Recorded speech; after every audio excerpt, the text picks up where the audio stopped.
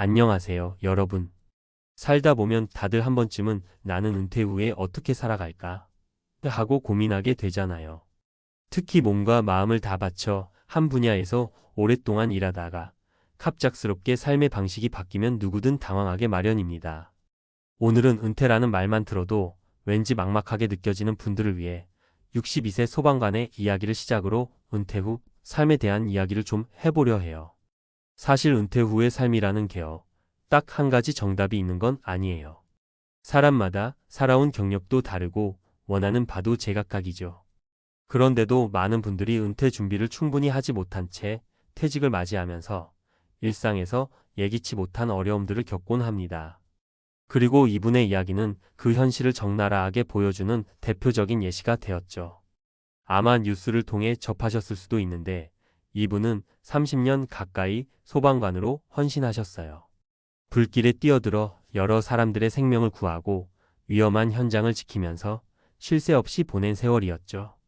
그리고 62세가 되어 퇴직을 했는데 기대했던 은퇴 후의 편안한 삶과는 거리가 꽤 멀었어요. 월 300만 원가량의 연금을 받지만 실제 생활비로는 턱없이 부족하다 보니 결국 식탁에는 라면밖에 올려놓지 못하는 상황에 이른 겁니다. 우리 모두 그분의 사정을 들으며 아니 300만 원이나 연금을 받는데 왜 이렇게 힘들지? 라고 의아해할 수도 있어요. 그러나 상황을 조금만 자세히 들여다보면 노후 준비라는 게 단순히 적당한 금액의 연금을 받는 것만으로는 해결되지 않는다는 사실을 알게 됩니다. 자녀 교육비, 노부모 부양, 그리고 본인의 건강 문제나 예기치 못한 지출 등 살다 보면 예상치 못한 일이 너무도 많잖아요. 오늘은 이와 관련해 세 가지 사례를 들어 우리에게 필요한 은퇴 준비 또는 은퇴 후 삶의 전략을 구어체로 말씀드려 볼게요. 1. 퇴직 후 돌연 나타난 의료비 부담. 아니, 난 건강엔 자신 있었거든요. 젊을 때부터 운동도 꾸준히 했고 담배도 안 피웠으니까. 그런데 막상 은퇴를 하고 나니까 어깨며 무릎이며 여기저기 아프기 시작하더라고요. 근육이 줄고 살은 빠지고 그럭저럭 병원 한번 가면 진료비가 몇만 원은 그냥 나가니 부담이 커졌죠. 이 얘기는 한 60대 초반의 분이 실제로 털어놓은 말씀인데요. 젊을 때 건강했던 게 은퇴 후에도 계속 건강을 지켜줄 거라 생각하기 쉽지만 현실은 그렇지가 않다는 거예요. 사람의 몸이 언젠가는 쇠약해지기 마련이니까요. 문제는 건강이 나빠지면 병원비, 건강식품, 간호비 등 예비 비용이 예전보다 훨씬 늘어날 수밖에 없다는 겁니다.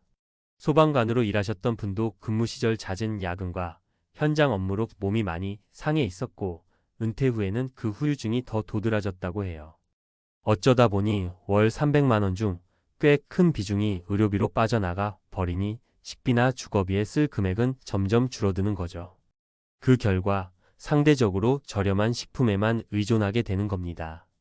예방이 최선이라고는 하지만 이미 몸 여기저기가 성치 않은 상태라면 병원 갈 일도 많아지고 그만큼 지출도 커집니다. 그래서 은퇴 전부터 꼭 건강검진도 주기적으로 받고 가능하다면 보험도 충분히 들어두는 등 꼼꼼하게 챙겨야 해요. 2. 성인이 된 자녀에 대한 지원과 주거 문제. 아이 키우는데 끝이 없더라고요. 대학 등록금 대주고 유학도 보냈고 결혼 자금까지 모아줬죠. 그때마다 내 퇴직 이후를 위해 조금씩 떼어놨어야 했는데 자식이 우선이라고 생각해서 노후 준비가 딱히 중요한 줄 몰랐어요. 그때는 아무 문제 없어 보였으니까. 이런 분들 많으실 거예요. 우리가 흔히 말하잖아요. 자식 뒷바라지 하다가 내 노후 준비는 못했다.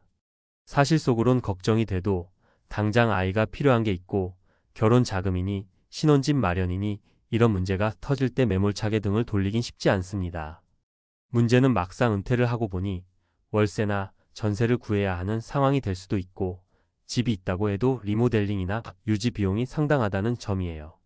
게다가 나중에 자녀가 안정된 수입을 벌며 부모를 적극적으로 돕는 경우도 있지만 그렇지 못할 때엔 결국 부모 스스로 모든 걸 감당해야만 하죠.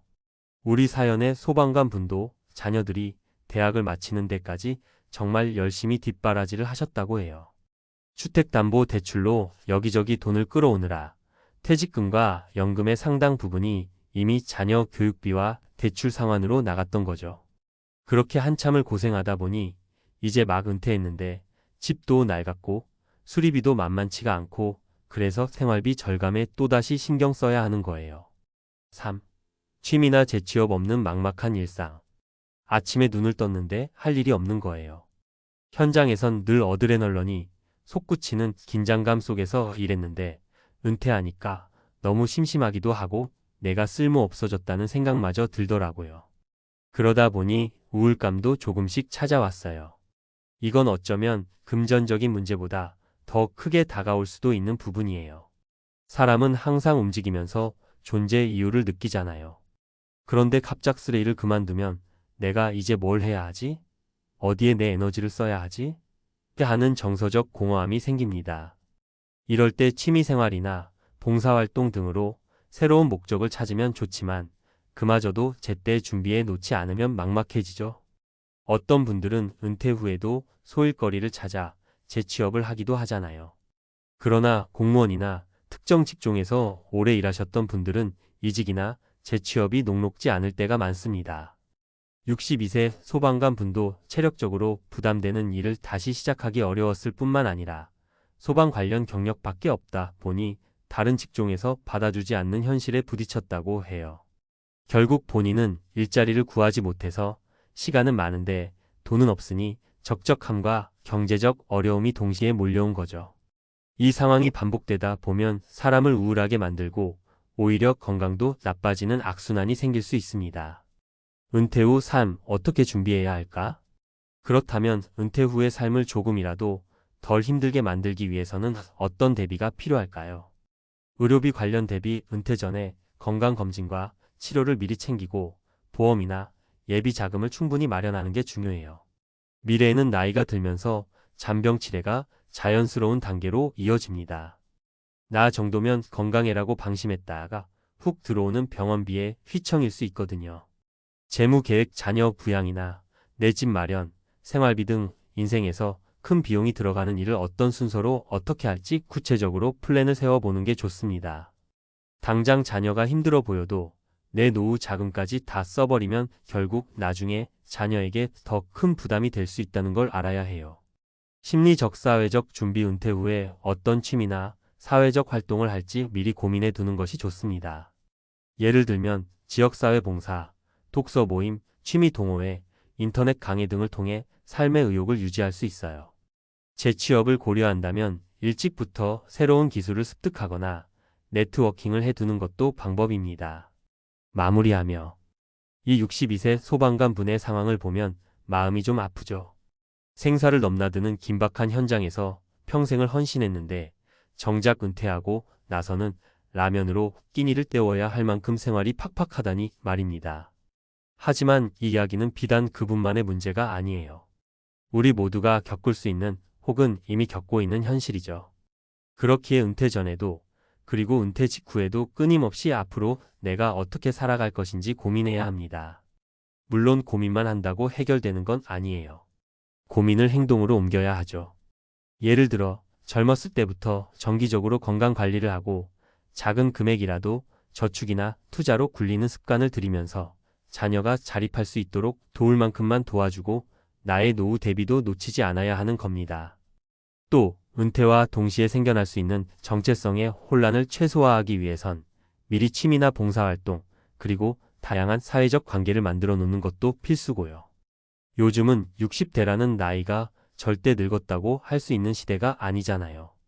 평균 수명이 늘어난 만큼 은퇴 후에도 2030년을 더 활기차게 보내야 할 수도 있어요. 그러려면 몸이 뒷받침되어야 하고 경제적 자립도 가능해야 하며 마음도 튼튼해야 하죠. 그러니 아직 은퇴가 멀었다고 느끼시는 분들도 지금부터라도 하나씩 준비를 해보세요. 그리고 이미 은퇴하신 분들은 지금부터라도 뭐 하나라도 해보는 게 좋습니다.